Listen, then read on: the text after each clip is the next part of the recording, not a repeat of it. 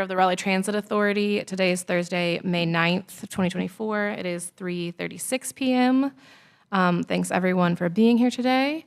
We're going to start with introductions, and we'll start all the way down on my right at this end of the table, if you could start on that end. Byron Leak. Mark Teague. Leo Suarez. Bryce Connors. Jennifer Truman. Latanya Williams. Linda Davis. Christian Daniels. Thank you, everyone, for being here today. The next item on the agenda is just to approve the minutes from last month in March. I make a motion to approve. Do I have a second? I'll second. Motion to approve the minutes has been made and properly seconded. All those in favor? Aye. Aye. Opposed? All right, we're good. The minutes pass. Are there any revisions or additions to the agenda? Okay. Then we will move right into the bulk of the agenda. We'll return to public comments in the public hearing at 4 p.m. But let's get started with our staff information items. We've got some good news up first. Yeah, so recently RATP Dev represented, or Go Raleigh attended the NCPTA conference. That's the North Carolina Public Transit Association. They have an annual conference that moves around the state. This year, I believe it was in Concord. And Ms. Tanya Dupree is here to talk about some awards that we received. Good afternoon. I was hoping that Mr. Holloway could be here and be present, but he was not able to attend. Bruce Holloway won the 2024 NCPTA Driver of the Year. The Driver of the Year award honors a public transit driver who has championed the goals, services, and cause of public transportation in North Carolina through their service to the community and their local transit system. A few of Mr. Bruce's accomplishments include: he completed 33 years of service. He received a Million Mile Safe Driving Award with no preventable accidents. He had 10 plus years of perfect attendance as an operator. He had 10 plus years of receiving 0 customer complaints. And he won the first place trophy in the North Carolina Annual Bus Rodeo 3 times. So Mr. Holloway retired recently, so he will be very much missed by the whole Go Raleigh team. He is an example of the ultimate transit professional. So we also won second place for the 40-foot bus overall. This is Mr. Mike Fisher. We had also planned for Mike to be in attendance today, but we needed Mike to drive the bus. So he's not able to make it. In addition to that, we won the Go Raleigh Transit System of the Year Award. And this is what that actually looks like, that picture. This is what it looks like in person. So in celebration of these accomplishments, we had, an award celebrating our 1-year anniversary for the RATP Dev employees at Chavis Park. So we celebrated the NCPTA award and the 1-year anniversary. And as you can see, we're all having a great time. I think that was the last one, David. Yeah. Well, Any congratulations. questions or comments? Congratulations for Transit System of the Year. That speaks very highly of the whole team Yep. and of you. So thank you for serving us well. And congrats to Mike Fisher and Bruce Holloway. Thank you. Yeah, I thought we had some extra slides in there. The team competition, Go Raleigh came in 3rd place overall. So we actually had 3 drivers compete. Yeah, there it is. Yeah, sorry. We won 3rd place overall in the team competition. From left to right is the NCPTA staff member, then our employees, Ifoma, Mike, and Ellen, and then the co-chair at NCPTA. So it was a Western-themed night at the celebration, so they were having a really good time. They earned it. Well, congratulations to everyone. Thank you. Yes.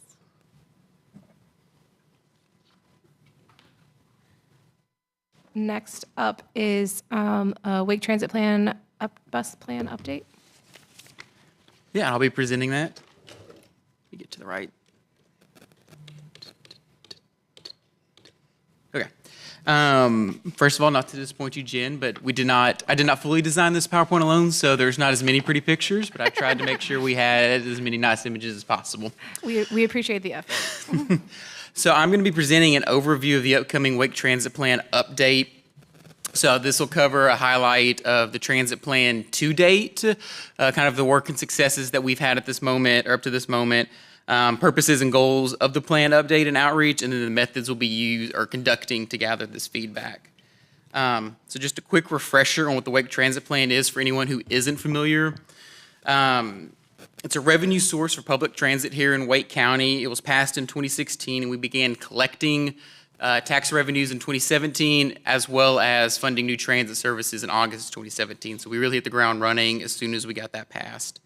And every 4 years, we have to update the plan by engaging, the public, understanding what their preferences are, if they still align with what the plan says, and then kind of examining the financial and technical data about performances and outcomes over the past 4 years, just to make sure that everything is in line, operating how it should, and that we're moving towards the direction that both we and the community would like to see. So kind of looking at the state of the plan, our revenues have been really strong. We've raised nearly $750 million to date, so that's at the end of last calendar year, 2023. We are expected to raise another $700 million to $1 billion over the next 10 years. That's quite a large sum of money that we are going to have to devote to transit resources. And I will preface by saying I'm going to use we a lot. And when I use we, I'm not talking about specifically Go Raleigh. That's all of the partner and stakeholder organizations within Wake Transit Plan. So that's all of our communities within the county and the county itself, as well as our regional provider, Go Triangle. And so part of this is asking the public to think about their transit priorities for the next 10 years, and it's also something we want to ask you as a board, not to answer right now necessarily, but to think about where your transit priorities are for the next 10 years and where you would like to see investments to go or what we would like to focus on. So for example, in terms of what we've spent so far since 2017, we've invested roughly $200 million in transit and transit-related services, including bus services, so increasing more service on weekends, in the evenings, and more frequent bus routes. We've also made investments in BRT development, more sustainable technologies like our CNG buses and e-buses, and then infrastructure improvements, so including things like sidewalks or pedestrian crossings, things that can help improve the experience and accessibility of transit. And then we intend to spend a little over $350 million over the next few years, including BRT both in our New Bern, Southern, and Western corridors, expanding and building out our new Go Raleigh, Go Wake access ADA maintenance facilities and call centers. Go Carry is investing in a multimodal center, which is going to be really beneficial not only to their community, but to our community as well. And then, of course, the Rust Bus Tower that's being built right now on West Street that if you come to Raleigh Union Station, you can't miss it. So all of these are really exciting and huge investments that we are making to show that we are spending the money wisely, hopefully, that the citizens entrusted us to. And so we're looking for an even bigger, more convenient bus network to kind of go through these highlights. So more weekend service, more evening service, frequent routes, bus routes, transit service models. So we just increased service and frequency along certain areas. We're going to be doing that again later this year. And then additionally, in terms of kind of what else are we doing with these funds, newer, cleaner vehicles, like I mentioned earlier, the CNG buses. So the average transit bus in Wake County is 6 years old, not necessarily Go Raleigh. But if anyone has ever listened to David Eatman, he loves to brag that we have a good sweet spot in age years. So ours is a Go Raleigh is about 7. According to David, that is a good, nice number to have. So as a county, we are meeting that goal. And then 80% of all transit fleet vehicles are using some source of clean fuel technology. We are also looking to increase access to transit for more Wake County residents. So looking to double the number of people that live within 3/4 miles of a transit line, which is kind of a standard walk shed. Again, increasing services, frequency, evening services, and more weekend services. And then finally, making it a more comfortable, safer experience for passengers. That includes new and improved bus stops, the Russ Bus facility, Go Triangle investing in their regional transit center, and then us investing into more park and rides. And again, just kind of finally wrapping up or continuing to wrap up on this, we have continued to invest in our communities as a whole. So funding to support local transit options in 11 Wake County towns, 15 grants awarded for planning assistance, capital project, and service operations, and a lot of those are targeted towards our smaller communities, the Rollsvilles, Apexes, Morrisvilles of the world. And then again, just to mention the Bus Rapid Transit, the continued investment in that high-speed needed service. And to cover kind of the 4 big moves, which is what guides the Wake Transit Plan from a very high-level view for folks, it's to connect regionally. That means commuter rail potentially, existing planned train services, and then it's connecting all Wake County communities, not just looking at our major communities like Raleigh, Cary, but looking at the smaller ones like a Fuquay or a Rollsville to make sure they are connected as well and accessing opportunities. Developing and creating frequent, reliable urban mobility. So that includes bus-only lanes, more night and weekend services, things that's going to improve the actual dependability and attractiveness of the service. And then finally, to enhance access to transit. And what this means is kind of more sidewalks, crosswalks, bike lanes, things that aren't necessarily transit themselves, but they are crucial to the success of any transit agency, as well as the development of expanded on-demand transit program.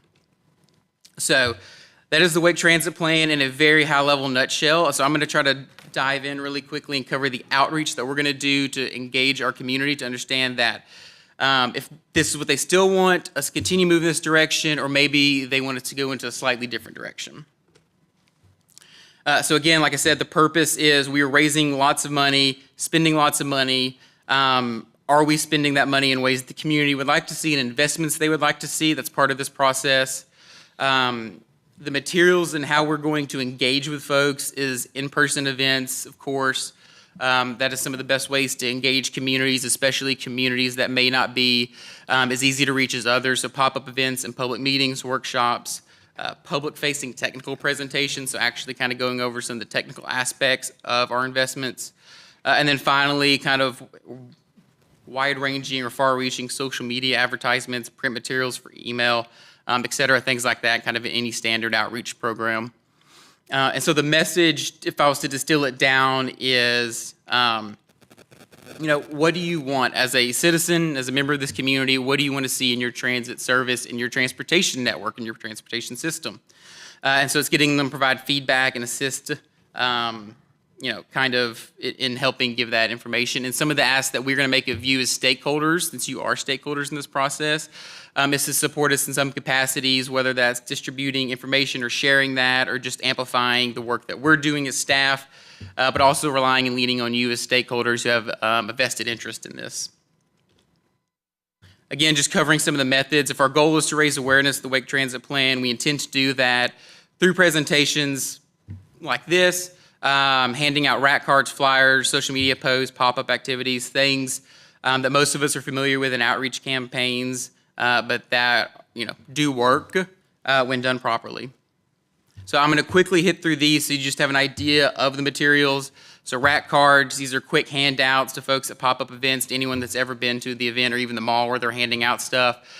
Cards like this, it's similar, same thing. They'll have links and URLs to take folks who are able to the internet, and they'll also be in Spanish. We'll also be distributing, hanging up, and putting out flyers that are going to provide a more detailed on-page description of the transit plan update. Those rat cards aren't as detailed. They're just a quick guide to get someone to the website. These will provide more details about upcoming events, what this is, things to maybe educate the public a little bit more. Social media posts, again, pretty self-explanatory. We just want to try to reach as wide of an audience in the county itself. This is casting a wide net and seeing what comes back, and just really to complement our more targeted outreach engagement efforts. And then finally, some of the most important work that we are going to be doing is pop-up activities or doing community events or high priority locations where we can engage transit riders, and then broadly the general public, maybe someone who doesn't take transit, but we would like them to, and ask them, what can we do to get you on the bus? And kind of diving a little more deeply into the public meetings and pop-ups. This is a little bit small on the left side of the screen, but these are lists of some of the events and activities that we're going to be at as a county over the next month and a half or so. So we've already had one, the Raleigh Bike Bonanza, which we were at last Friday. And then some of the other ones, kind of looking here in Raleigh, we will be at the Asian American Festival, and we will also be having a community event at Chavis on Thursday, May 16th, from 6 to 8. So if you are available, please come out. It'll be a great time. And then just again, some other places around the community, like the Nightdale African American Festival, Holly Springs Community Library, Garner Career Expo. So we're really trying to be wide-reaching, and these are places or locations that the consultant who is assisting us identified through an equity analysis as key locations across the county to get that diverse demographic and socioeconomic representation that we like to see. Because again, this is a countywide project, and so we want to make sure that we are connecting with all of the communities of the county that we need to. And I will now kind of shift into the actual heart of where we're going to be doing a lot of feedback gathering, and that's the survey itself. Currently, it is completely online, but we will be doing what we can in person to assist folks to access that website, and then sharing that link out where we can. I will do my best to briefly explain how the survey works. It is very simple and intuitive once you get into it, but anyone who has ever watched one of those grocery store competitions where you have $50 to spend and run around and grab stuff and make sure it meets all the needs with that limited amount of money. This is the same thing. So we'll be giving people $50 of pretend money in the survey, and they need to invest that where they would like to see. Certain things will cost more money, certain things will cost less money. So trains will be expensive, maybe sidewalks or crosswalks will be less expensive. And so it's having people prioritize where they would like to see actual funds being invested, with the understanding that if you invest in something that's expensive like commuter rail, that's fine, but there'll be less funds elsewhere for maybe these smaller projects that can be as beneficial maybe to certain communities, but not necessarily the region as a whole. And again, here's just an image of what it looks like. I highly encourage everyone to take the survey, but when you are in there, just to look around, to explore it, because it is intuitive once you are in there. But this is just going to help us understand the attitudes, feelings, what people are thinking about the priorities in the transit plan, and then identifying differences in priorities based on different demographics. So some communities may prioritize different investments than other communities, and that's really going to help us understand that and know where and how to make these investments as well. And then finally, to wrap up, just some key information. So there is a stakeholder group being developed. It's made up of representatives from across all the partner organizations. Raleigh, I believe, will have we'll have five stakeholders total represented in this meeting. And RTA is one of those bodies to self-nominate someone to serve on that stakeholder group. The first meeting is May 22nd, and the time commitment is quarterly. You don't necessarily have to make that decision now, but do need to make it before the first meeting so y'all can actively participate. Any questions about that, feel free to ask me or David. And then if you don't have any other questions, that is all the time you have of me today. Thank you, Mason. Definitely plenty of graphics to be able to follow, so appreciate it. Glad. Does anyone have any questions for Mason? Just one. Where are the stationary advertisements for these locations, for the survey, besides the bus? So it's in the materials that I described. So it'll be the rack cards that we hand out at events, the flyers that we post at various locations, community centers, libraries, stations, of course, in our transit infrastructure. And then it'll be the social media and other newsletters that we publish and promote elsewhere. So we're going to be trying to get this out digitally and physically, broadly past the station and transit areas, but we do want to make sure that people that take transit have a lot of access, so it may look like we're focusing heavily there, because we want to get the feedback of the people that are actually using the service, while also trying to get those folks who may not be using the service. Okay, thank you. You're welcome. And for the social media, I know that there's a lot of and put it out there, but if we can be consistent across the board with more hashtags, because most of the responses are usually like 5%, and it's usually like the same people, some are bots. So if we can make it more visible and more searchable, that way it can be pull up in other people's feeds and increase the algorithm. Understood. Yes, Dr. Ruth. I have a question. How will you know once your outreach is complete, whether it was successful or not? Like in the plan itself, what is that feedback goal or that data goal that you're like, we were successful in our outreach?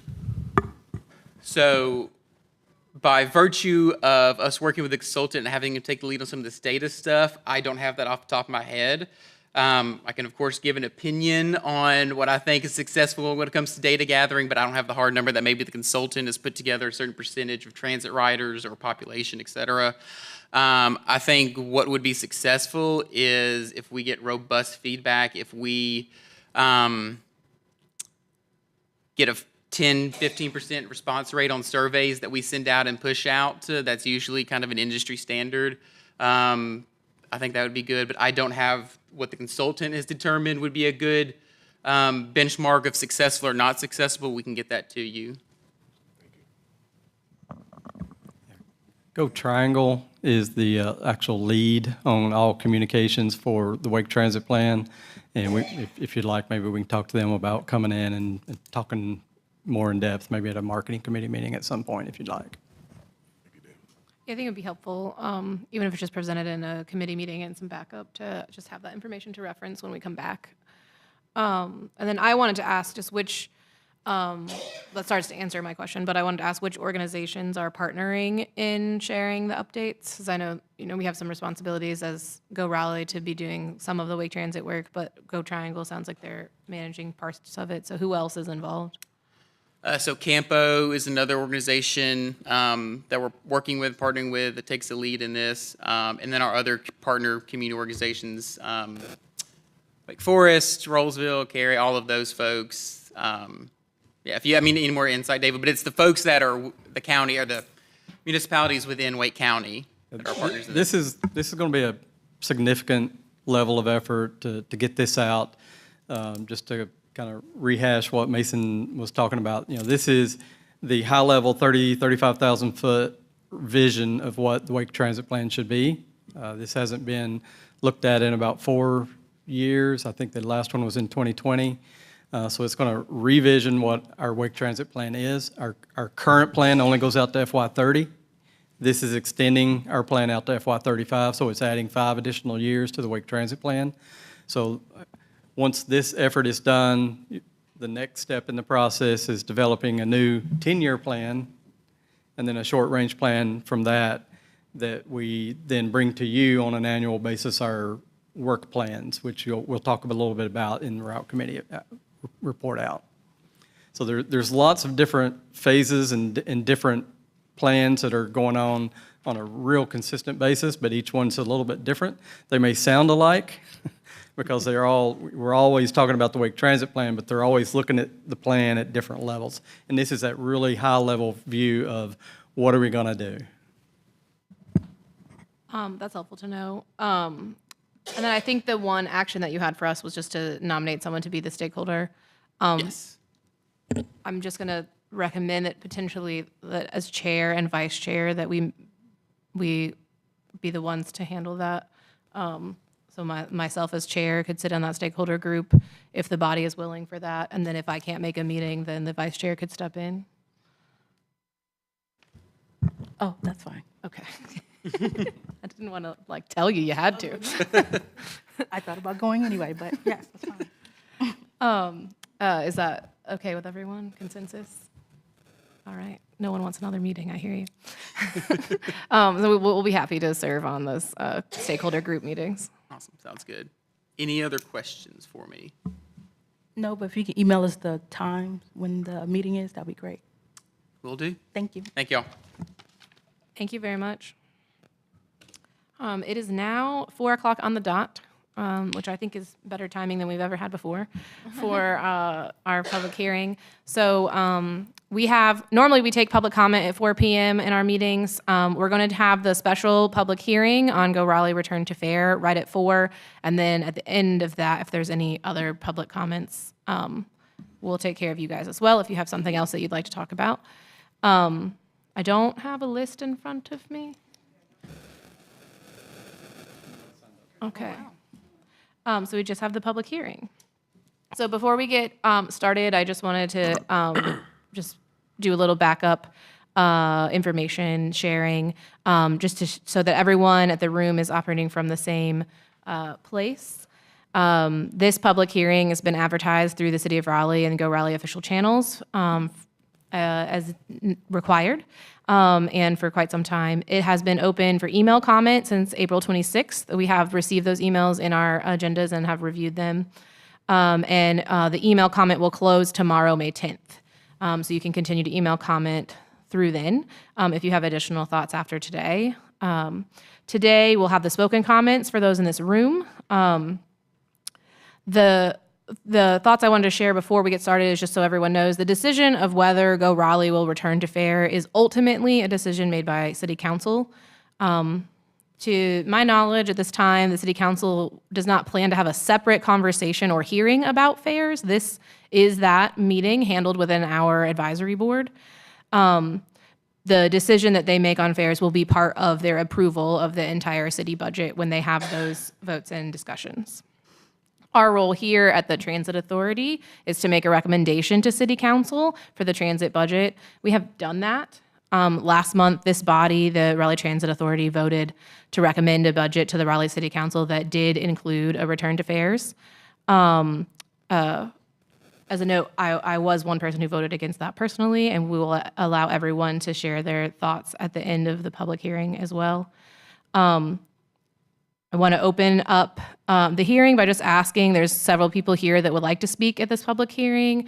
Just be respectful of everyone's time, respectful listening, and we're going to have a timer for 3 minutes. So please use your full 3 minutes and then let the next person have their turn. And I'll ask the board to hold their comments and responses until everyone has had a chance to speak. So with that, I'll open the floor for the public hearing on return to fair.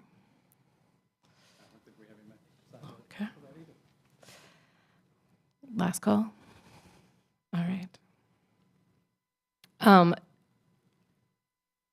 I know we received the backup information in our agenda. Does the board have any comments that they wish to share after reviewing the public comments that we have seen?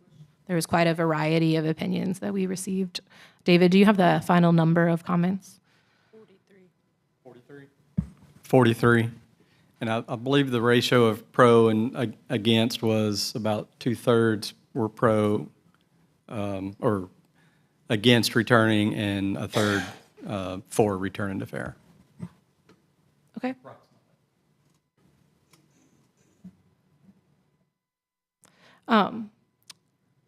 We'll start, just open the floor to if anyone has any additional comments related to reviewing those. I did just want to let everyone know that the City Council will be approving the budget in June. So if there were additional notes that we wanted to give them, additional considerations that we would like them to make as we return to fairs about the low-income program, about what the fare rate for Go Access might be, what the fare rate for the R line might be, any of those things that we've had some discussions in committee and at the table about over the last several months. This month is the month when we would need to move that out of our body and into an official recommendation to council via a motion. So now is your chance to do that if anyone would like to make any of those considerations heard.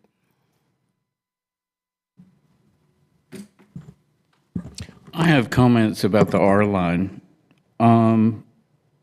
First off, having it free really bothers me. First off, that could be an opportunity to gain more riders for the system. I mean, if they're paying $1.50, then they go, oh, okay, I can go to Crabtree, I can go to North Hills, I can go to other places. And secondly, we as a board have recommended to City Council that we're returning to fare to cover the budget deficit. And then we're turning around and we're giving free service for the R line. That bothers me because I checked out the route of the R line, and it's the most expensive neighborhoods in the area. To me, it just feels like modern day redlining. We're saying to the public and visitors that everybody else has to pay to operate this free line. So it really bothers me. And as I reviewed the metrics for the R line since 2009, they peaked ridership in 2012. And in 2019, it was a third of ridership on the R line. I know that was due probably to ride shares, to scooters and bikes, but I have a major problem with equity and inclusion if the R line is free. So I would make a motion to recommend to City Council that if the R line is included in the fare. Okay, so the motion is to have the R line have a fare charged equivalent the same Yes. as all the other lines when return to fares occurs. Yes. Okay. Is there a second I just want to interject. Can we for hold, discussion? can we hold this discussion when we get to that topic? We do have this item on the agenda. I think that's fine if we hold the motion open until we get to that item. If there are other comments about recommendations to council, I think that's fine. We can hold that motion open through the meeting. Are there other comments related to fares? I want to hear everyone out, and then we can move to business. Yeah, I just wanted to add, so I got the comments here, I read them earlier, and a lot of them are bring fares back or keep it free. So I just see that as two extremes. So of course there's some good stuff in the middle, right? So for me, I think that we could bring fares. I think we would bring fares back, but for those that can afford it, should pay something. You know, could even argue it's less than what it is today. But for those that actually need help, we need to make sure that the programs we have in place are actually reaching them. So there's something to explore with, comms, marketing, I don't know, to make sure that they know that. They even know that these programs exist when they get on a bus. Maybe those programs could be expanded. So the bullet points I would want to add would be to make sure that the people who need help are actually getting it and know that it exists, and make sure that that's being, fully utilized. And then those that could pay fare, that's fine, and that helps with the projected budget shortfall. So it could be some sweet spot in the middle. I agree with your perspective, Leo. As I read through the comments, it became obvious that we have a lot of misinformation that is circulating in regards to the assistance and the programs that are in place. And so it's been my opinion for the past year and a half since we initially had some of these conversations to return to fares. But when we do return to fares, and I own some of it within marketing and chairing that committee, that we've got to do a better job of communicating those programs that are in place. And I have a comment, Chair. Oh, go ahead. Dr. Reed? In the subcommittee, we were presented with a series of fare-free or reduced fee services that we have yet to maximize. And I think there's some work to do in that area, just to the integrity of the budget deficit that was projected out in '25, also to just the low trend in bus ridership right now, and the projected future. There's work to be done in the existing free programs so we should return to fares. We do have existing structures for reduced and free ridership that we have yet to see its full potential. And then I just want to just second the notion that Mark gave around the R line as well. Comment on that. I'm in agreement with Mark. While I fundamentally disagree with raising bus fares, if we are going to reinstate them, because that's the conversation. It's not whether or not we're going to reinstate them, it's are we going to increase them. I do not believe in increasing them. I think if we're going to reinstate them, as we've already decided, to go back to $1.25 and leave it at that. And if we're going to talk about equality and equity, we're going to keep it through all of them, not just all but the R line. Because to Mark's point, those are the wealthier neighborhoods. Those are the people who need it less than the others. I still stand on my position of not, but that's not what we're here discussing. I appreciate that. I'm making a list of like notes to include with the budget recommendation is the point of this discussion right now, and I'm going to come back to you, Mr. Leek, I promise. So I just want to clarify like what the note is from this end of the table. Is it that the RTA will continue to explore options for those free fare and low fare programs? And then is there a specific bullet point that you want council to consider? Utilize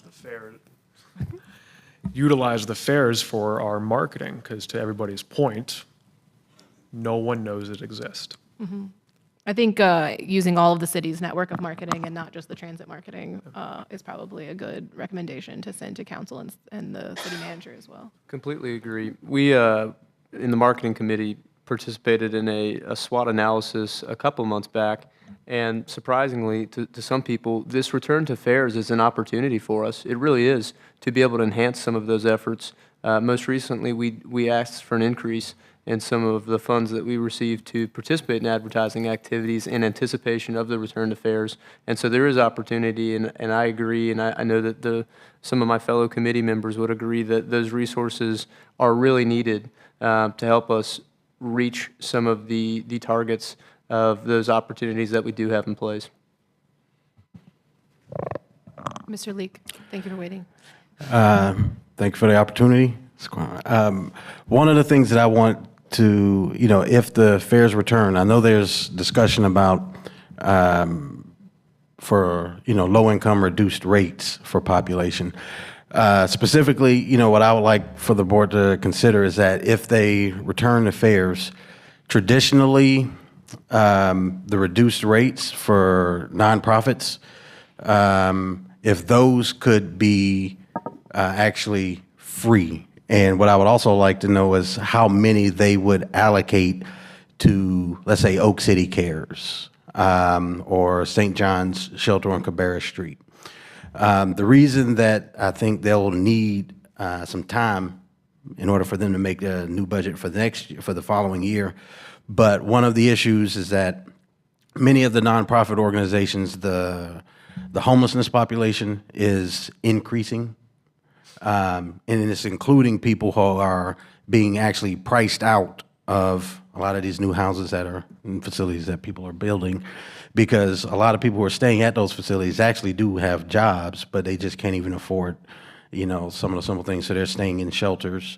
And because it would happen quickly, the people who have been using the bus to get to and from Oak City Cares, Place at the Table, things of those natures, the main thing is that they need to continue to have access to be able to get there, right? So when people have to show up at a facility at 9 o'clock and all of a sudden, yesterday it was free, but today they don't, and they don't have any way to come up with the income for that, those nonprofit organizations should be able to have a way to provide free tickets to those individuals who can make it to those places.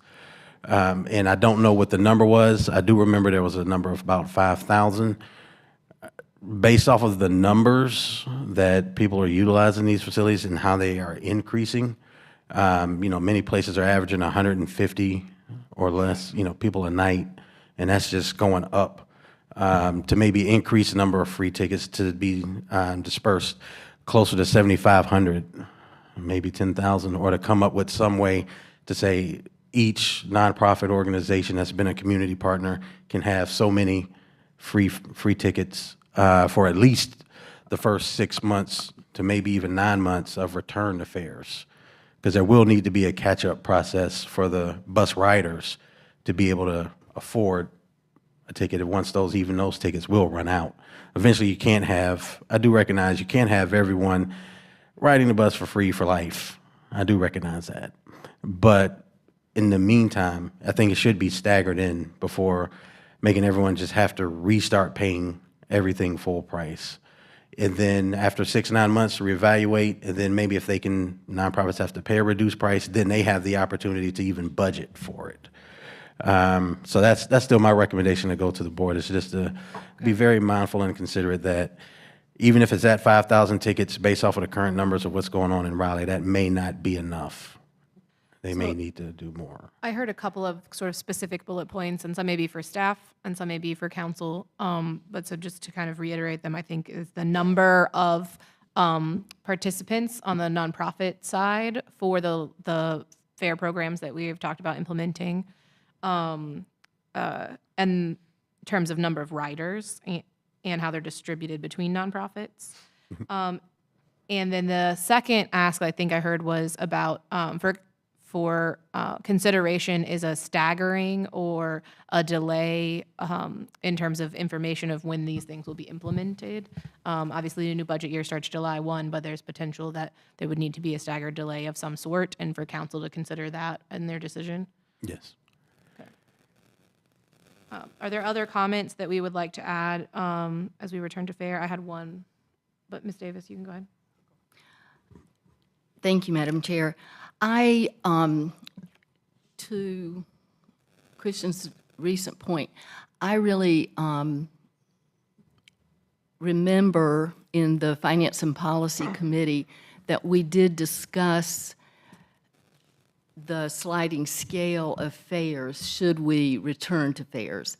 And I didn't join this committee until after the pandemic had begun and fairs were free, but I know that when we used to charge fares, there was in place a policy for seniors to be riding free, for students to be riding free, and for people who were on Medicaid to be riding free. Even if that wasn't the case, what we discussed in the Finance and Policy Committee was specifically creating that policy. And part of what we would like is to have a report back in our committee, as well as possibly the whole authority, on the status of that policy. I know staff has been meeting with representatives of nonprofits and with other agencies, but it's really important to me. I am very in favor of returning to fairs, but it's also really important to me that we have it truly worked out ahead of time. And a lot of what we've been delayed on is not knowing if council is going to say, go back to fairs or not. It's not our decision to make. But the point I still am trying to make, I know I'm going around in circles, is that we want to make sure that if they vote to return to fairs, we have in place what the policy, what the charge, full charge is. And I believe that we had recommended to consider going up on what used to be charged, but what full fare is, and then what groups would be able to ride for reduced fares or free fares. And it's super important to us, everyone on this committee that we've talked to, that be in place prior. The 5,000 number of tickets that you're speaking about was simply an estimate, because once we have the plan in place, it is free, period. And so the staff in their meetings with nonprofits simply said, oh, the way the homeless situation is or the way things have gotten here in Raleigh, we may see 5,000 people needing free fares. But to me, there was never a cap on that.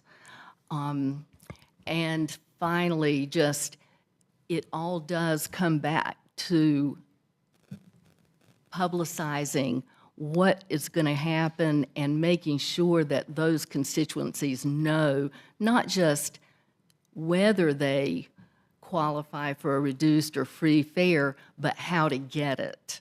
Because if they have to ride a bus to get it, well, hello, that's not really going to help us much. And I guess I will have more comments about the R line when we get to that, but I do favor return to fares for a variety of reasons, but I think we must know two things ahead of time, and that is that credit cards work and that we have a system of being able to use credit cards on the buses, and that we have a sliding scale that the whole public understands who gets to ride for full fare and who gets to ride for free. Thank you. Sorry, David, did you want to answer something related to that comment? Sure. Let me just, so we've had no change in our policies since we last collected fares. So all of the points that you made are still intact. Seniors 65 and above ride free. Children 12 and under ride free. Teens 13 to 18 ride free through a Wake Transit Plan Youth Go Pass. So 0 to 18 are free, 65 and above are free. I think you mentioned the Medicaid card was free. That's a little bit inaccurate. They receive a 50% discount, so 50% off if you have the Medicaid card. The numbers on those categories. Well, and one other thing for nonprofits, we offer a 25% discount for passes that those nonprofits wanted to purchase. So through all of those programs that I just talked about 32% of our pre-COVID ridership rode for free.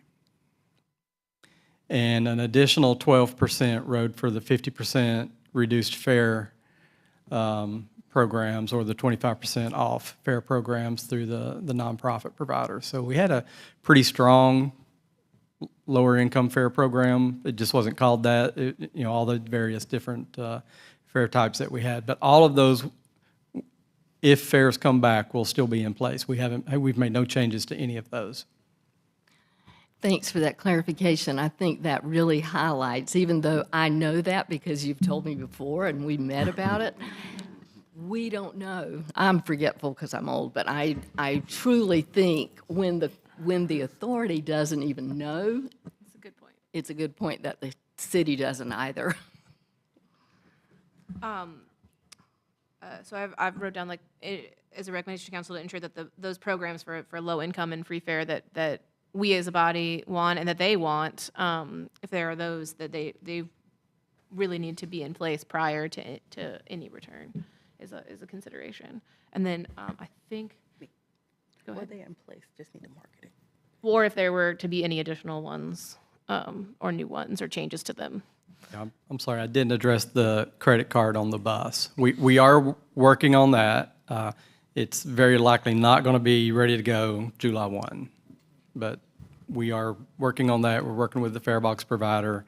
There's just a few parts that we have to get put in place and then start getting those installed. Hopefully by September we would have that in place. Worst case scenario by the end of this calendar year. But that is our goal, to get a tap and go kind of program, or open payment as it's open or frequently called, on the buses to make it much easier. And that would offer a fare capping, whether you're part of a program or not. It's going to recognize your credit card or your debit card when you tap it. It's not going to know who owns it, but it's going to know what that account is. And if you ride a second time later today, it's going to recognize that you've now paid $2.25 fare, so you now have a day pass. So if you happen to ride a third trip and you tap it, it's not actually going to charge you. Is now a time to ask a question about that, or? I think let's hold that for committee. It does live in your committee as a policy, so. It does. Well, even if it's not a question, I'll say that if council tells us to return to fares, they may give the specific date, like July 1. I think it's really important for our board to make sure that we make it as clear as possible so that on the start day, there's not like The transition period. the transition period needs to be none or really well explained. I guess I just feel like it's very, very important to have a transition period that's not painful to everyone.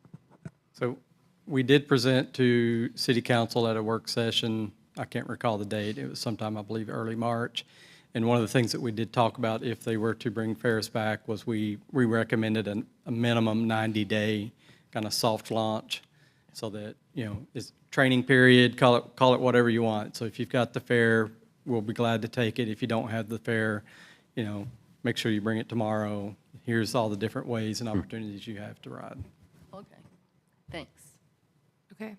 I think then I'm just adding that transition period as a note to their consideration. And then Ms. Williams, did you have comments? I did. So I'm in favor of returning to fares because, we have a lot of expectations and demands and bells and whistles, but how are we going to pay for those? So we got to think of that. How we got to continue to have revenue coming in, and return to fares will do that. Again, as Leo and the rest of the marketing team, as David said, there was a lot of comments about miscommunication or misinformed information about where, we should not return to fares and it's costing the taxpayers money. But again, we don't want to increase taxes for the bus system if people can afford to ride at. But again, I think it's a communication issue too. We got to continue to market what we have.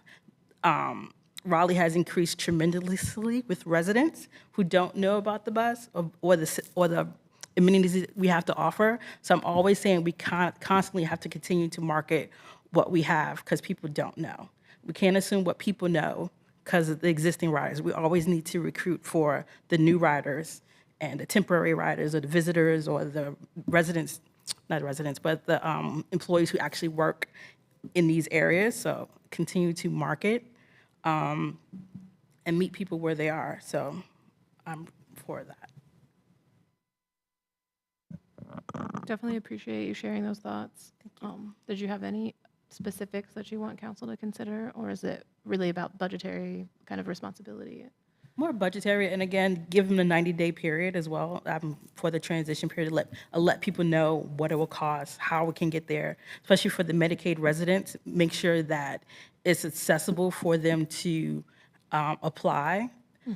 I know sometimes there was conversations where they have to come in to fill out an application. This is 2024. No one should have to go to a building to fill out an application to apply. So we have to make our services convenient, continue to make it convenient, meet people where they are, not because we're behind. So That makes sense. Yeah, I think the theme of this is that, as a body, as we do this work, working with staff, there's a lot to do to return to fares. So I think most of when council makes this decision in June, we're going to have very quick turnaround for staff to do these things, and they've been working on that already. But we'll have some busy meetings over the next few months, I think. The one consideration, certainly, I think I've shared my thoughts before, and I don't believe that we should return to charging fares at this time. It's a burden on riders. It could potentially, in fact, impact like bus performance and conflicts with bus operators. It, I think, discourages ridership overall. And I think that those are not worth the 2% of our budget that they'll be paying for. That's my personal opinion. that like right now when times are hard and inflation is hard and everything's hitting people's paychecks, is not the time to do that. I understand the body's moving differently, and so in that spirit, the recommendation that I have to council is to consider creating a fund for transit that could be funded by private organizations. So instead of people buying passes for people that, they have this for stormwater, for example, so then when a rezoning comes through, they can ask for money to be contributed to the stormwater fund. I think we should have a transit fund that hospitals or health insurance companies or developers or anyone could contribute to, that the city could use for its budget. So I think that certainly falls outside of our jurisdiction and into a council jurisdiction. So I'm adding it to the list of things that they should consider doing, if there's a consensus around that. And if there are other comments, I want to hear them now. If not, I want, any discussion on, other than the R-line piece, because we're going to handle that on the next agenda item, on this kind of list of recommendations. Is there consensus from everyone at the table that we're good with this whole list? And David Walker and I will work on a summary list and make sure that it accompanies the staff presentation on this when it gets put in council's big packet for their meeting.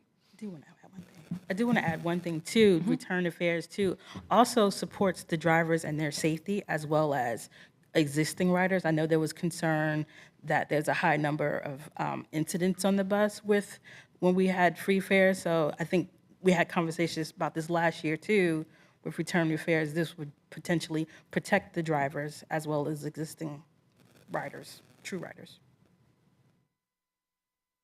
Any other comments? I just have one comment. You mentioned that we should have the full city's assistance with publicity about returning to fares, not just not just transit.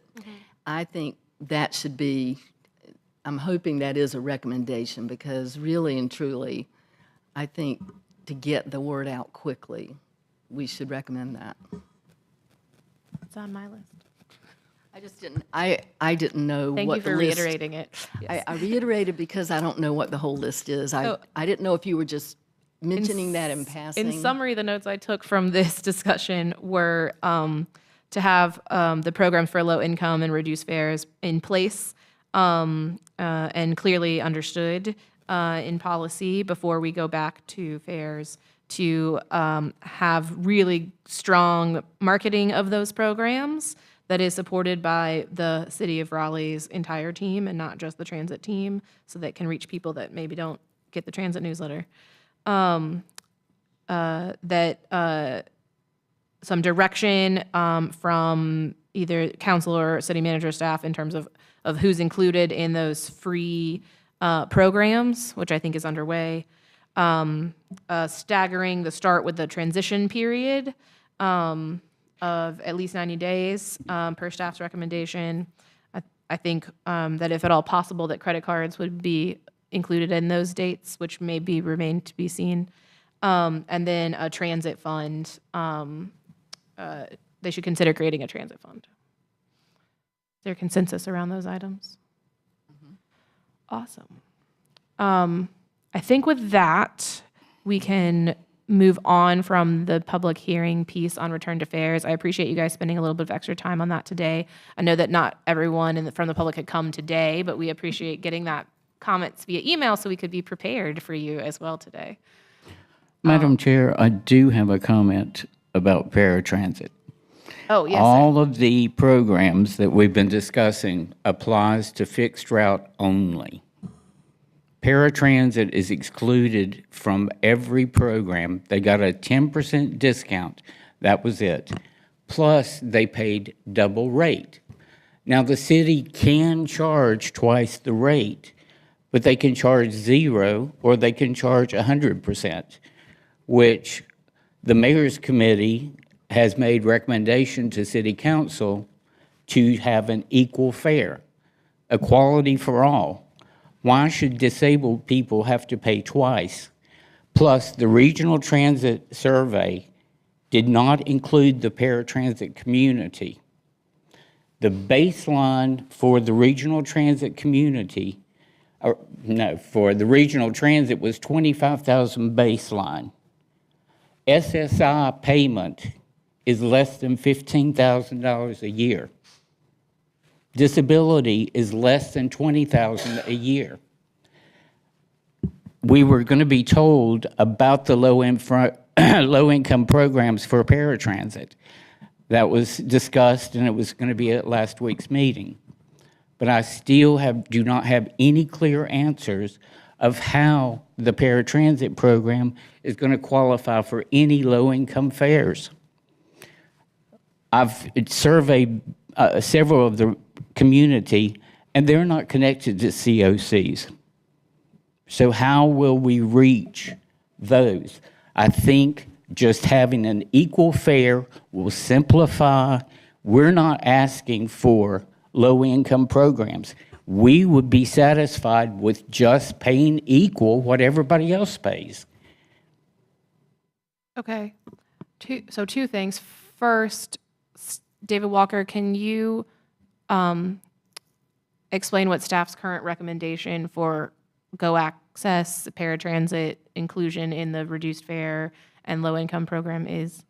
What's the current recommendation? So staff has, and I think we talked about this at Route, we made a request through the Wake Transit Plan to help fund a low-income fare program. Mm-hmm. So it, similar to the Youth Go Pass, would be funded by the Wake Transit Plan. So the Wake Transit Plan has acknowledged that there's a need for a low-income fare program, but they have not had time, because this just conversation started, early this year. They've not had time to get a work group together to kind of work through what that low-income fare program would be. We do intend to make sure that there's some coverage of the ADA program. We have said that. We just don't know what that program will look like overall until we get through some of those work group meetings. They are scheduled, but today I can't say exactly what it would be. We have talked about, as Mark made reference to, having it at a very minimum a phase one participation with the COC providers, continuum of care through Wake County, working with all of those members to distribute low-income fare cards, and those programs would distribute on our behalf. But we haven't gotten to anything beyond that. We know at a bare minimum, those folks, most of those are homeless and in dire need of transportation, as Mr. Lika discussed. Mm-hmm. So, that's kind of a phase one, and Okay. then So we the don't know current- what phase two would The look like current quite yet. status of the low-income program then is that Go Raleigh has asked for funding for it from the Wake Transit Plan that would include fixed route and access. Nothing has been approved by those bodies yet. It still is being put together as a program. And then it is also fair to say that it may not be in place when fares return, if they were to return at July 1. Okay. I think that that's a good thing to add to our list for council to just be aware of, that those programs that have been discussed may not be in place if they choose July 1 as the return to fare date. Is that fair? Okay.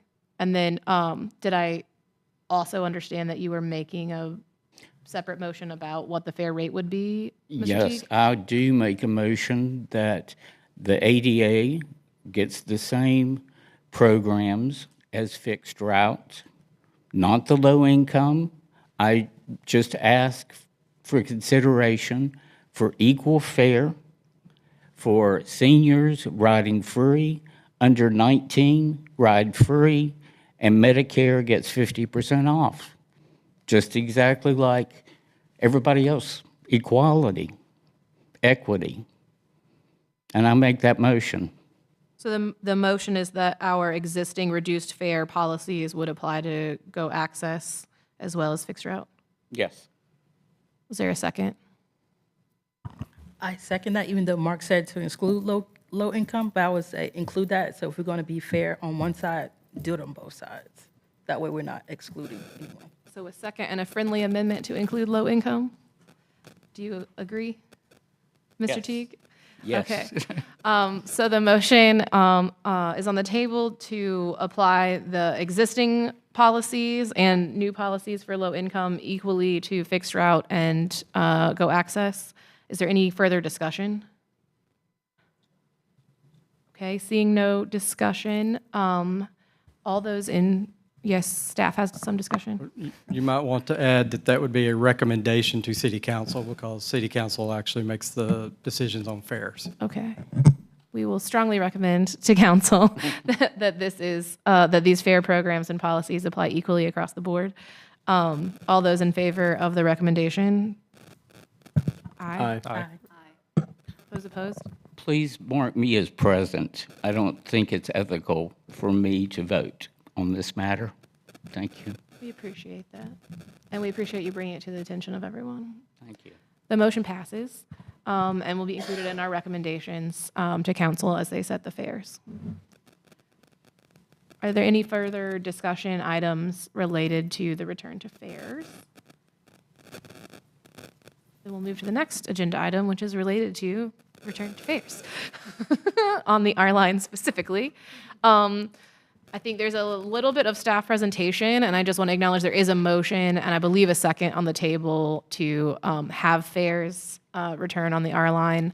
I believe Dr. Ruth seconded it. Okay.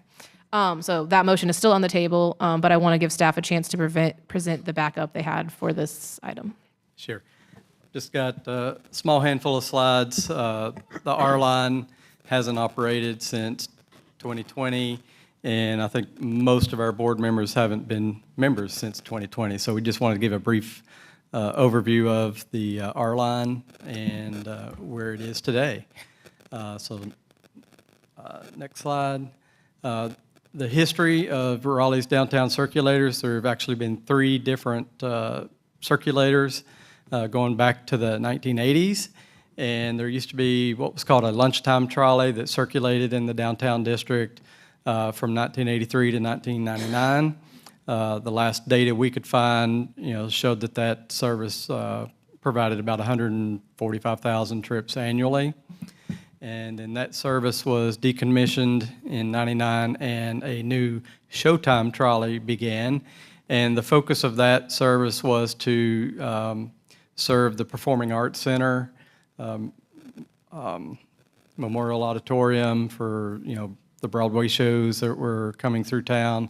It only operated Thursday, Friday, and Saturday nights from about 5 o'clock until, 5:30 to 11:30. And it ran about every 15 minutes. And then that operated through 2007. The new Raleigh Convention Center opened up in 2008. Go ahead to the next slide. And the R line was created in late in 2008, early 2009. It opened up in conjunction, like I said, with the convention center. Fayetteville Street had also just recently reopened. It was not then what it was today. So the service was a large loop that served the convention center, the state government complexes on Wilmington Street, and then carried those folks over to Glenwood South, where there was quite a bit of restaurants for folks to go visit. And that stayed in circulation until 2020 when it shut down due to the pandemic. To Mark's point, the ridership did peak in 2012, 2013 at around 300,000 passengers annually. And then in its last years before the pandemic, it was just providing a little over 150,000 trips per year, so cut in half almost, or maybe a little bit more. Staff realized that, and working with the DRA and a stakeholder group, the R line was revisioned. And go ahead to the next slide, Andrea. Yeah. Had a stakeholder group of, I think it was about a dozen folks. Mr. Suarez participated on that stakeholder group. in 2018, 2019, and a more bidirectional service was developed serving both Wilmington, Salisbury, and West Street. They decided they did not want to serve Glenwood Avenue just because it gets so crowded and congested over there.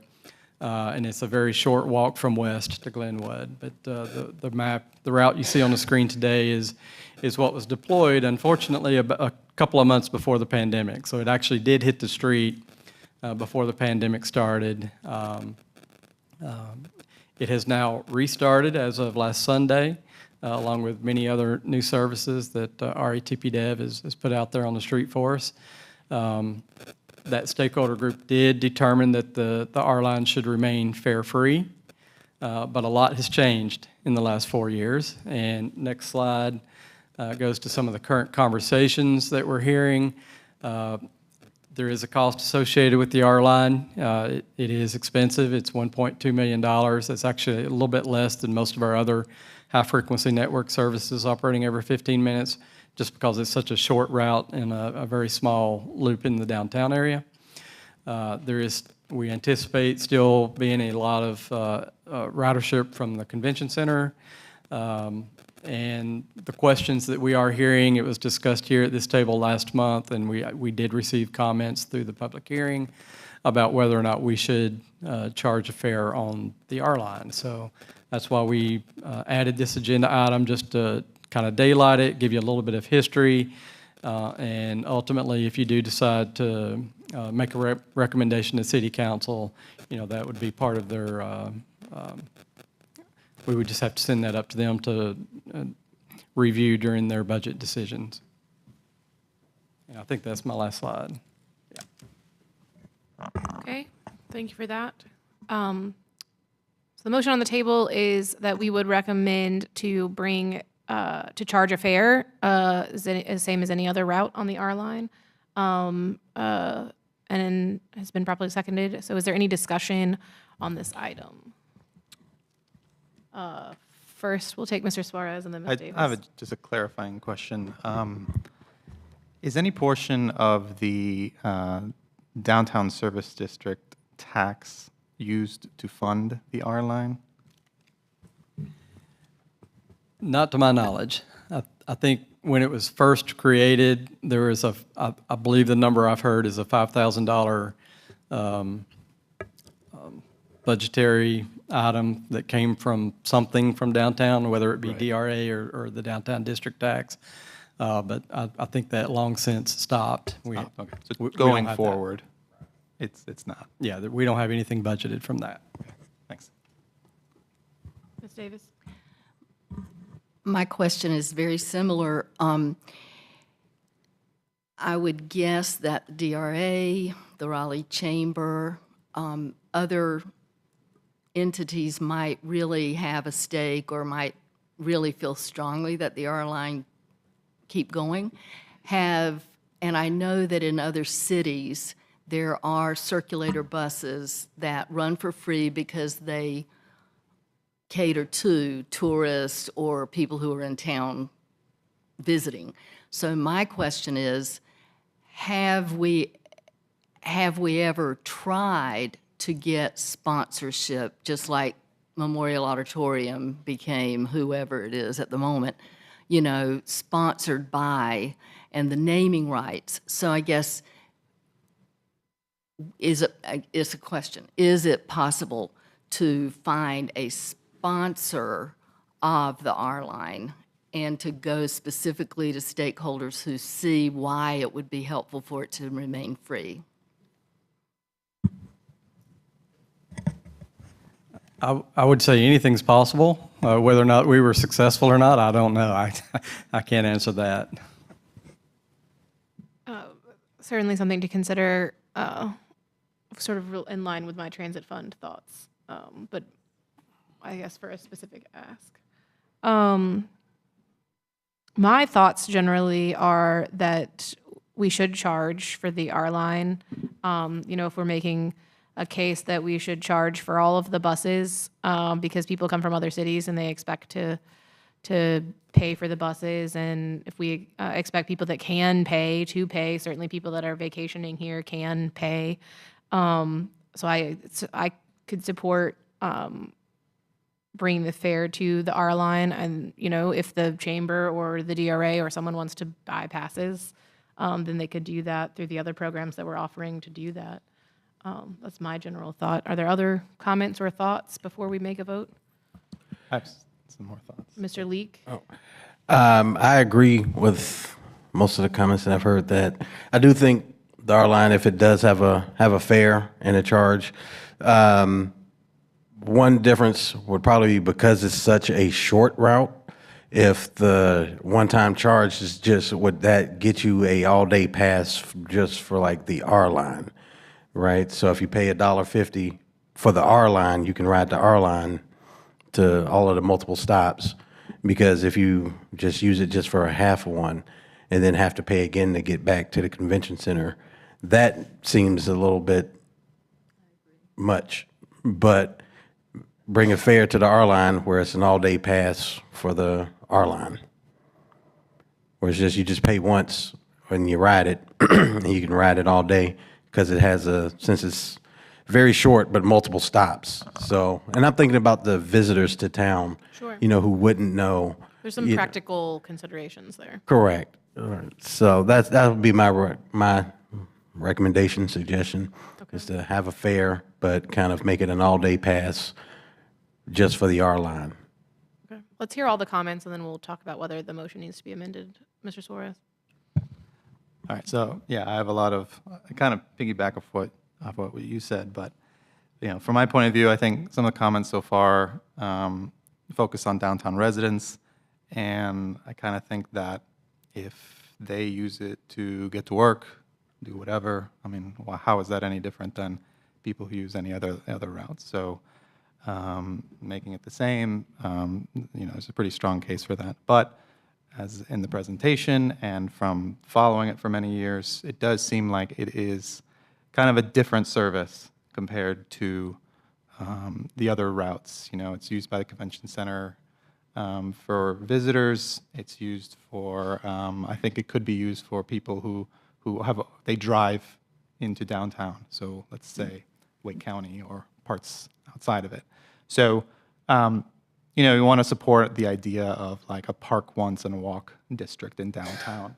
So, so that sounds like I'm trying to say to make it free, but I actually think there could be ideas to explore it. So I would be in support of bringing fares, but explore ideas of like if someone paid for parking, you get a free R line. If someone's in town for a convention and you're staying in a hotel, we're probably getting your tax money anyway. Maybe the hotel can hand out free passes. I think there's some, again, almost marketing comms around all that so that people know it exists. Do they know the R line exists when they park in a parking deck? That there's like opportunities to kind of enhance the experience of getting around. So I just see the R line as like it connects these key places. It's not quite, it's not, it's like the end of, it's the last mile, as some people have said that like scooters do or whatever. So if it seems valuable to just pay like, the same fare, or even make it simpler, like just $1 just to get on. And it could even be an extension to, let's say you use the bus to get into downtown. It'd be great if the R line gets you even closer. It's just an extension to your ticket that you've already purchased. That's, again, making it free, but with these exceptions. So I think there's like opportunities to kind of explore this as an extender experience trip, rather than thinking of it as like a serious transit, service route. You know what I'm saying? So some more thought can go into it. So I am advocating for fares, but there's some, Some other work to be done. there's some other things. The logistics are probably hard, but I'm not going to worry about that right now. But there could, partner with DRA, the convention center, the hotels. I mean, just like send the concierge like tons of passes. Have them hand them out as part of hospitality. We're glad you're here. Get a free ride, right? But then if people park downtown for free because they found like a secret spot on the side road or the parking decks aren't charging, then we want them to walk to not drive everywhere. So a small fare doesn't seem unreasonable to use the circulator. That's kind of some of my thoughts and takes on it. Definitely appreciate those comments. And the marketing opportunity that could be there as well to have people learn about the other bus routes. Were there other comments on this end of the table? Yes, Ms. Williams. Anyone else? Go ahead. I think Mark would like this. Mark, I have been persuaded slightly to change my mind. I know in the meeting I said, it can be free, but as has been brought up, potentially if the downtown Raleigh can participate with those capital funds or hospitality funds can donate it to the R line, that'd be great. You brought me attention where potentially it can do a flat rate for the R line. That's small, maybe $2 all day. For 24 hours, you can use the pass or use the bus. They actually do this in Vegas for $5. And I was really going to say keep it fare free because I don't want to pay for a bus that goes nowhere. But it would help, as they brought up, for like parking. If I'm parking at one end of Fayetteville Street or down by the state capitol, but my event is up the block because I can't find no parking, this will assist not just even residents or visitors, but employees that actually work downtown that want to go to lunch, that want to get out their car, takes 15 minutes, that takes away from the lunch. So this will be a convenience to everyone, not just visitors. So, Mark, I've been persuaded to. Thank you. You're welcome. Slightly, not fully, but slightly. But Further at some price, yes. Further discussion? Well, I had a question earlier, but now I have a comment, and that is that I feel strongly that the R line was designed to be different. The R line is not a commuter's choice. Yes, I hear what you're saying, and I'm almost persuaded, but I really think that it should not be considered the same as the other buses. So I'm against it for that reason. Any further discussion before we take a vote? Actually, before we take a vote, we should probably confirm what the motion is. Mr. Teague, would you like to restate the motion and make any friendly amendments that may have been suggested along the discussion? Well, I will first say that understanding that it's 1.2 million for the operation, and that's on the budget as estimated fare collection, it really feels bad. We're asking all riders to sponsor this free service. Anyway, if City Council returns to fare, I make a motion that the R line is equal fare rate. Would you consider a friendly amendment that it is charged a fare and that City Council recommend what that fare is? Yes. Okay. Then we would need to reconfirm the second with that amendment. Confirm the second. Okay. All those in favor? Aye. Those opposed? No. Thank you very much. The motion passes. So it will be included with our package to City Council as a recommendation as they make their decision on return to fares. Thank you guys for that robust discussion. I know it was a bit in the weeds, but I think that this is, no pun intended, where the rubber meets the road on actually getting this right for our riders and for the city. The next item on the agenda is a little more lighthearted. We're talking about station area planning. Will you tell us what we're talking and about? I will actually be pretty short. We don't have any slides. This is just an update to let you know that we took the request from Madam Chair on the stationary planning discussion and have worked with planning and development staff, and they will be here at your next meeting in June to present an update on the western and southern corridor stationary planning work. That was brief. And it's both of the corridors? Both of the corridors, that's correct. Okay. And they will be going through some level of public engagement this summer, so they'll present what they've done to date and then what the next steps are. Okay. That sounds like a full meeting. Thank you. Thank you. Thank you. Thank you. Can you move the slide so I know what's next? I'm sorry. Committee reports. Okay, so I think we only have route committee report because finance and policy and marketing did not have agendas to meet last month, though it looks like they do for next month, based on all the things we talked about today. So, Ms. Williams, you want to give the route committee report? Sure. All right. I don't think we have any slides for the first half, but we talked about microtransit, which is basically an on-demand service, reviewing different areas within the Go Raleigh system. There's open areas where service is not currently provided, and we want to basically support some gaps in service in some areas within those zones. Right now, there's a study, so it's nothing concrete, but this is just reviewing phase, just conversations right now. Some of the studies show implementations that can be done now, no change or impact to the budget as where there's cost savings, and there's some areas show where there can be an increase in long-term goals. Some show suggesting areas require more review. There's a few that require more review under discussion. I won't tell you what those areas are because, again, we're just under review.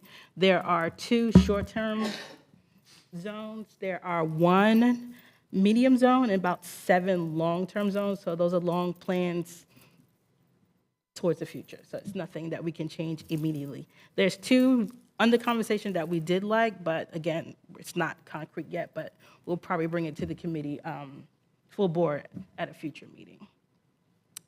Any questions on that? Melanie, did I get everything? Thank you. Questions on microtransit? We look forward to hearing about them. There's a lot to be discussed.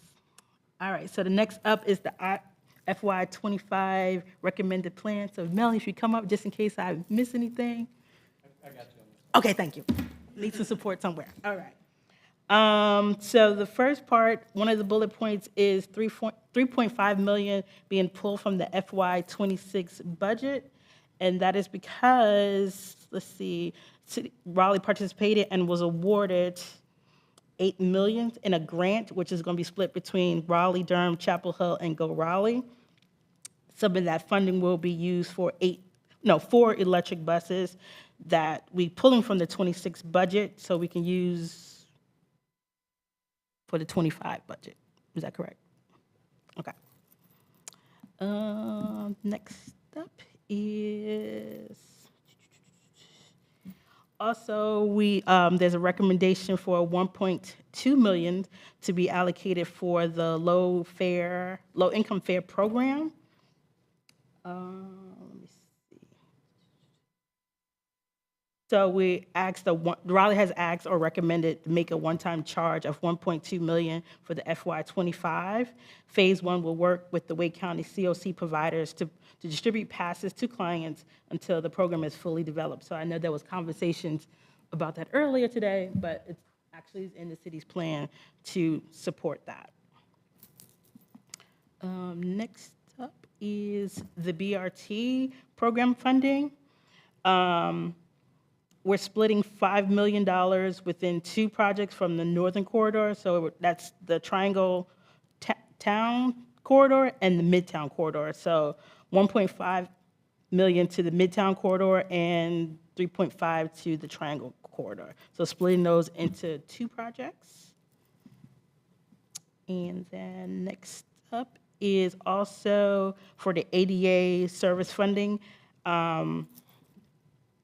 90,000 has been impacted for FY25, so they're asking a 15% increase to be adjusted for additional funding for the ADA program. And there's a public comment period that is happening, switch glasses here, May 29th through June 12th. So we guys actually to participate and put in the comments during that public comment period. Next week, you'll see the dates for that for the FY25 TAC plan to be released and for those recommendations, and then public comments start. Any questions? Did I miss anything, David? I had just one question. Yes. I missed the committee meeting, so I apologize if it was covered then. That's fine. We had suggested some route changes specifically for FY25 that needed to go back to Wake Transit. Where are we at in that process in terms of what was initially recommended? I think it was for the Barwell Road route, and I can't remember which number that is because they're all in the 20s over there. I think maybe you're talking about the 18L. 18L that would extend and all the the way up to New Bern. 7L, and those we had changed essentially what was in the plan. Those were all incorporated. Okay. Yep. That's all I wanted to know. Yeah, and just what was just presented are changes. You know, we've been talking about the FY25 draft work plan for several months. That went out for public comment. Comments were received, and then what we're talking about today are the tweaks, the minor changes that we made to our projects between the draft and this recommended plan that'll be coming out in a few weeks. Gotcha. Yeah, I guess I was confirming that all the tweaks we had talked about were included in it, or else we needed to make public comment more robustly. Thumbs up for Melanie. Thank Thank you, Melanie. Was there anything else in the route committee? We talked about the R line, but we already talked about that past conversation, so we're good. Well, then it says the other committees did not meet. I know marketing committee had no report. Does finance and policy have anything they want to report? No, we don't. Okay, then we'll move to the general manager's report. Ms. Dupree, thank you for being here with us today. Hello again.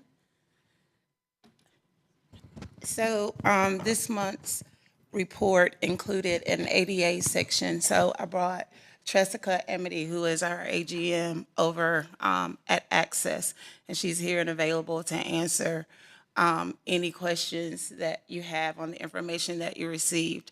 So what I wanted to do was see if you guys had any questions on any of the information that you received, ADA or fixed route, and then give an update on the new service change that occurred on Sunday. So we all received the performance metrics, KPIs in the backup. Does folks have questions on those?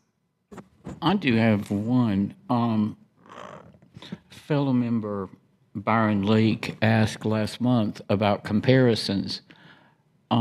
I really think that it would be valuable, and I think that Raleigh is exceeding most metropolitan areas on ridership and on-time performance. So I'd really be interested in seeing. It's very limited of what you can find online. So you guys may be able to find it easier, or staff, because I think Raleigh is really doing well on both metrics. So the one that comes to mind is NTD does a lot of reporting. It's just that that reporting is a little dated. So we can try to work with some of the regional partners to see if we can come up with like kind of quarterly comparisons, because we all keep the same type of data. Okay. Mr. Teague, would there be specific metrics you're interested in comparing, and, or any specific cities as well? Ridership, on-time performance. Hampton Roads is that, Virginia Beach is comparable in population. I know that.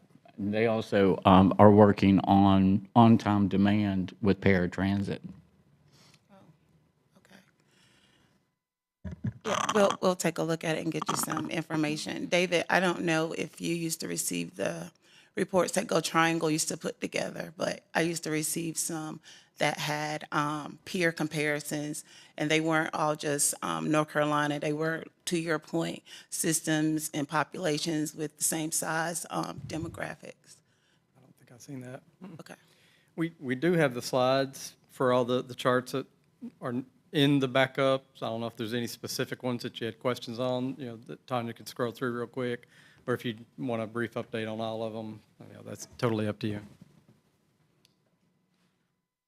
Why don't we just roll through them briefly? We have a few minutes. We do start with that. So the slides at the front are in regards to some of the performances over at Access with taxis and the vans that we operate. So the first slide up is just a comparison between the taxis and the vans. The taxi cost is what you see in the blue. The vans are the Go Raleigh vans, which currently we run about 20 routes for you guys daily now. So that's just a comparison in the cost and where it's come from over time in the last year. I am concerned because it seems like the van is $64 a trip and taxi vendors are $20 a trip. So, I mean, as far as last month, that was my calculation. And it seems like the van service is increasing. The ridership has increased in the vans. But the overall cost has too. It varies month to month. So it's in comparison with the hours of revenue to determine the cost of the trips for that particular month. When I calculated, it was $64 a trip for the month of March, whereas the taxi vendors are $20. Well, when you're doing a comparison of, we did 1,800 trips on the actual vans and the taxis, that's 25,000 trips that they did. So that's how that average is actually coming up with. So it takes the overall number of trips and it actually looks at what the average cost is that way. So it doesn't tell how many people's on the van? no, 1,800 road trips was done on the van.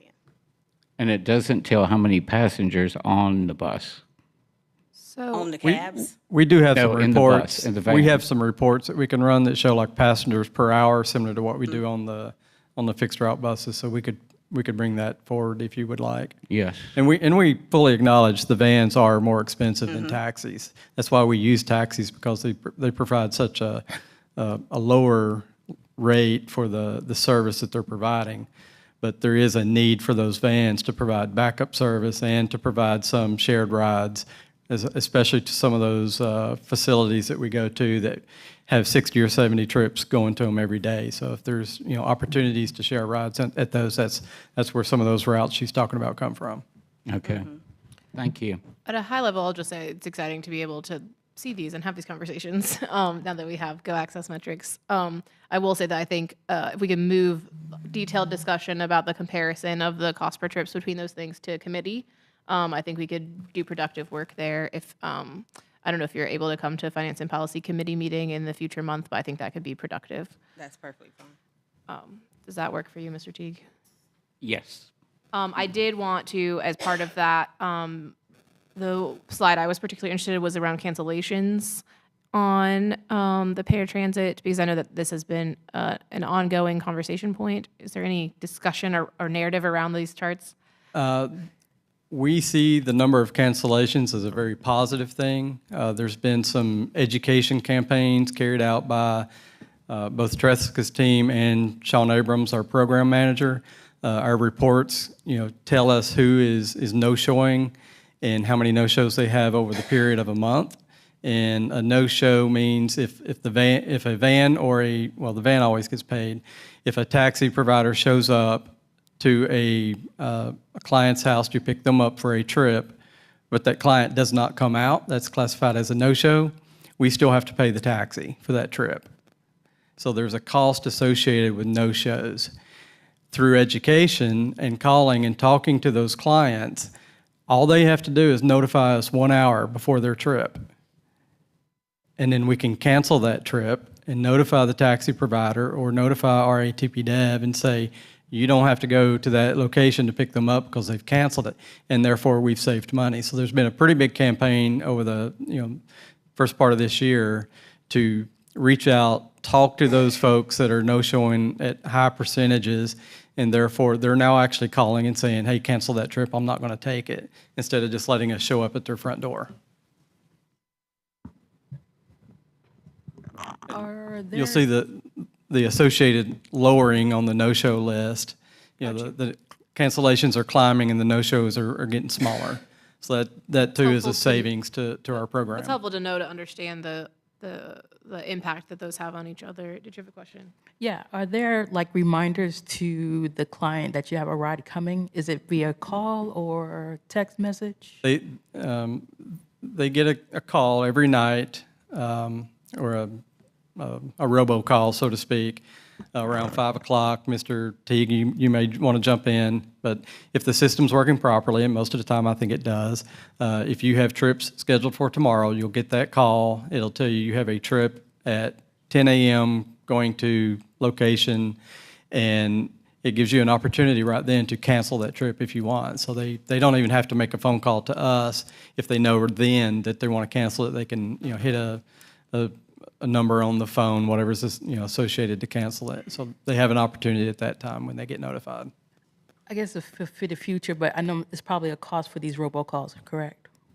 It's part of the software that we've purchased. Is it possible to send a reminder like 2 or 3 hours before the cancellation period, the day of?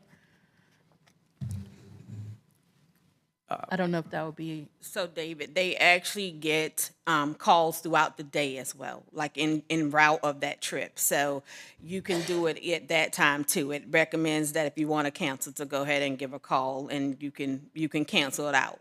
They can also receive it by text message as well. So they have various options on receiving the things with their calls, as well as numerous ways to cancel it. It actually has been very effective with them using it, and they're doing it more often now. So that's where, like David said, the cost, you can see, has gone down significantly over time, because instead of you guys paying the full cost of a no-show, people are canceling out. Okay, thank you. I will add that we do get communications. Thank Yeah, you. you're Thank you. Plenty. Yes. But I do like Madam Williams' comment about like 2 hours ahead of time as a friendly reminder so that we can save the money. Right, If because it's I'm looking a- at the no cost on the client side. So if they have that 1 hour window and they're missing it, maybe they need a additional reminder the day of. So I'm just wondering if that's possible. Sorry, Mark. Yes, I agree. Can we move that discussion to finance and policy to address changing that policy? Yes. Okay. Is that okay? Well, that's not necessarily a policy. That's an attribute of the software that we've purchased. So there may be a cost associated with getting that to happen. But again, if it saves, if we get additional cancellations that day of, then it could pay for itself easily. Okay.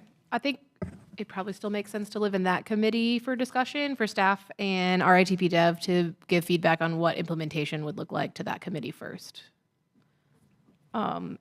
Questions on fixed route? Tanya, was there anything you wanted to bring to our attention? Ms. Dupree, sorry. Yeah, the operators, the active headcount in March is 201. We are currently at 207 with 3 graduating tomorrow, and we have 22 in training at this point, and we anticipate having 10 in the training class starting on Monday. And just for, I think you probably answered this last time. What's the maximum number of drivers you guys are slated for? Well, we're trying to, for this, my comfort level is 230 drivers to have, but we're also going to be building up for additional service increase in September. So we're going to be actively recruiting for the foreseeable future. So, and you're already at 210, 215 with people in training? All right now. Well, we have additional people in training. All right now. Thank you for your work on that. Yeah, that's awesome. Missed trips, you can see we had 158 or so in March. I will go ahead and tell you, April was not as great, but we put together an action plan to address absenteeism because we saw a lot of that occurring in the month of April. I think we ended with 220 missed trips in April. Thus far through May, we have 11. Including and that's including with the service increase that we implemented on May 5th. So we've been really aggressive with trying to reach out to the employees and letting them know, hey, your job is important and people really depend on you. So, yeah, so I added this chart. This is part of your normal packet, but not normally one that I discuss, but just to show that ridership is is curving up in the right direction. On-time performance, only a slight increase over last month. April is pretty much the same. You will see on the May report that there are going to be increases, and in June, I'm confident that we'll be at or above the on-time performance target. We've identified some of the operators that are struggling with things even as simple as leaving a time point early that impacts our on-time performance. So we're bringing them in and doing counseling, and even have had some supervisors go out with the driver to show them where they need to have the bus position to make sure that we're accurately tracking the on time. So you will see continued improvements in that area. I had a question on that. I've just anecdotally noticed a few like backups, like when we have 15-minute service, and so it doesn't take long for two buses to wind up showing up at the same time. How does that get factored into these metrics? I assume it's an on-time performance. Yeah, it will impact it if that second bus can't get to the stop in time, right? It'll show that it's late if that first one hasn't moved off. I haven't seen it yet to see, since we just started on the 5th, but I haven't seen where I can point to this specific case and say this impacted it. But that would be something that we're looking at because we have a person that is assigned now to analyzing on-time performance, like until we get a really good handle on it. That's a part of their daily work. So they'll be able to pinpoint those instances, and then we can develop a plan for corrective action. And I would say if it's certain routes having the same issue, if you can bring it to route, maybe something we can have that conversation on. Yeah, at the next committee, there'll be another member of our team that'll be participating in that committee meeting going forward to be able to bring you back feedback. Thank you. Any more questions on-time performance? And this is a maintenance slide. We've been completing our PMs on time. We are doing a good job with the road calls. I will say last week we had more than we've had since I've been there, actually. And so we're attributing that to a change in the weather. So the maintenance director is putting together a campaign to make sure that we are evaluating all of those components of the vehicles as a part of a quality assurance check so that we can reduce the number of road calls that we're having. And the complaints were down in March. Missed trips, I know that's not great, but there were 2 missed trips, late trips, and driver error.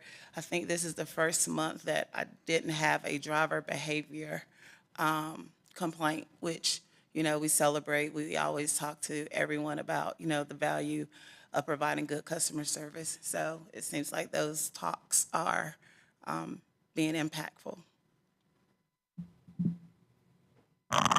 Thank you for presenting. Are there further questions for Mr. Pree? Mr. Walker?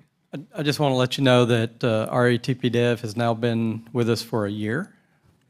And she had a slide that showed some of the photos of a little celebration they had to celebrate their 1-year anniversary in addition to the NCPTA awards. But I've asked the regional team, Mike Birch, who I think you've seen before, the regional vice president, he's going to be coming in June, and they're going to kind of give a presentation on what's happened over the last year. They'll talk about successes. They'll talk about some areas where they know they need to improve. But I just want to let you know that you'll hear a little bit more on RATP Dev and how things have been going over the course of the last year. Thank you for everything, and we're glad to have you here for the last year. Yeah, it's been fun. Moving on through the end of the agenda, all of the reports and metrics are in the packet. So that moves us to concluding remarks from any authority members. We've had a lot of discussions today, so if any authority members have any kind of concluding remarks they'd like to make, recommendations for things that should be discussed in committee, things of that nature, now's your chance to do that this month. Staff? I have no further remarks either. So with that, we'll adjourn the meeting at 5:25 p.m.